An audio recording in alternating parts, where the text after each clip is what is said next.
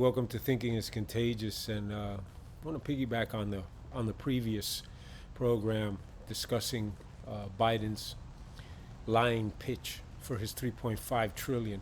Some thoughts that I had afterwards, and I cut off a little bit early because of the rain and the noise of the background, but some a thought process that I had that I wanted to bring to your attention. If you really analyze the terms, the top 1%, the top 5%, the top 10%.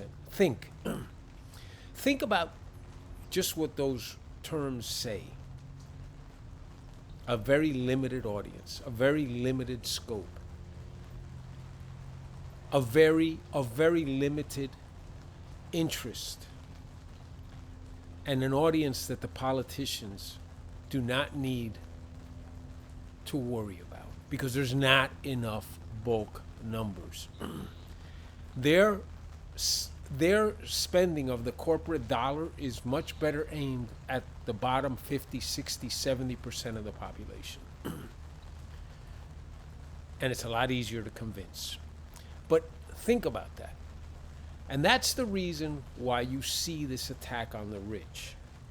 Because it unifies the bulk of the population and makes them think that this politician is their knight in shining armor. And the politician knows that the fall off, the ramifications, the negative headwinds that come from attacking the rich are negligible, even if they did not have the next factor that I'm going to talk about.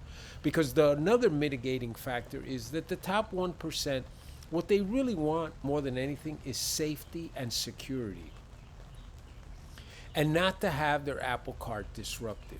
Just think of the Roman Empire bread and circuses, that the patricians and the plebeians, and the patricians were more than willing to fund the bread and the circuses to keep the plebeians entertained and happy. So knowing full well that if that were not the case, if the masses were not entertained and were not happy and were not comfortable and were not complacent, that they would by sheer numbers overpower them. And that's what's happening here as well. And the politicians know the two-prong attack. Number one, they are free to attack due to basic numbers, 1%, 5%, 10%. That's not going to make me win or lose the election. I need to appeal to the 60%. And number two, the top 1% or 5% are going to go along with this charade, this smokescreen, if we guarantee them safety, security, and that they will not be overthrown, that they will not be pulled out of their mansions, that they will not be kidnapped, that this will not become some third world Central American country. And that's what is driving this. It's a sheer numbers game, and the politicians are playing those numbers to their benefit, knowing full well that they have the backup of corporate America and the rich and the wealthy, because at the end of the day, they're willing to undertake a little bit of grief and a little bit of being the bad guy in order to assure long-term peace, prosperity, and uninterrupted enjoyment of their riches. Make no mistake about it. That's where we are. Another point that I wanted to make that I think is so ironic, and if you really think about it, it shows it is the embodiment, a microcosm of the theme of the theory of or the theme or the premise of hypocrisy. Joe Biden, in this charade that he did this afternoon, said, "I'm a capitalist. I'm not here to punish anyone, the rich. I'm a capitalist." And then he goes on to say how unfair it is that CEOs make 300 times what the average worker does in a corporation. Well, guess what, Joe? If you're a capitalist and you're okay with capitalism, the reason that CEOs make 300 times what an average worker is because of capitalism, because of supply and demand, because there's only a limited scope of people that can be the CEO, and the average worker cannot be the CEO of the company. And that's why they're paid what they're paid. And by the way, Joe, Do you have the same concerns with those who support you, the entertainers and the athletes? Could we not say the same thing about the NBA players, NFL players, singers, entertainers, movie stars? How they make hundreds of thousands of times what the average American citizen makes? But you don't attack them, do you? You don't attack them. You know why? Because those guys, those are your mouthpieces. Those are the ones that are supportive of you. You are a hypocrite, Joe Biden. You are a massive hypocrite. And if this point alone does not put a magnifying glass on the hypocrisy of the left, AOC, with her dress of tax the rich at a $30,000 a plate dinner. Hypocrisy. Hypocrisy is what this is. Bitch about what athletes make, what movie stars make, the same way you bitch about what CEOs make. Because it's the same thing. It's the same limited audience of people capable of undertaking the job. I have no problem with what an athlete makes. I have no problem whatsoever with what a movie star makes, because guess what? I believe that you are going to be paid based on what you produce.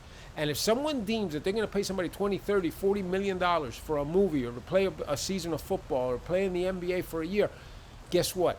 I believe that that person who's writing the check is making 5, 10 times the amount of return on that money, and that's why he's willing to pay it. He or she's willing to pay it. I have no problem with it. But when you hypocritically come out and attack CEOs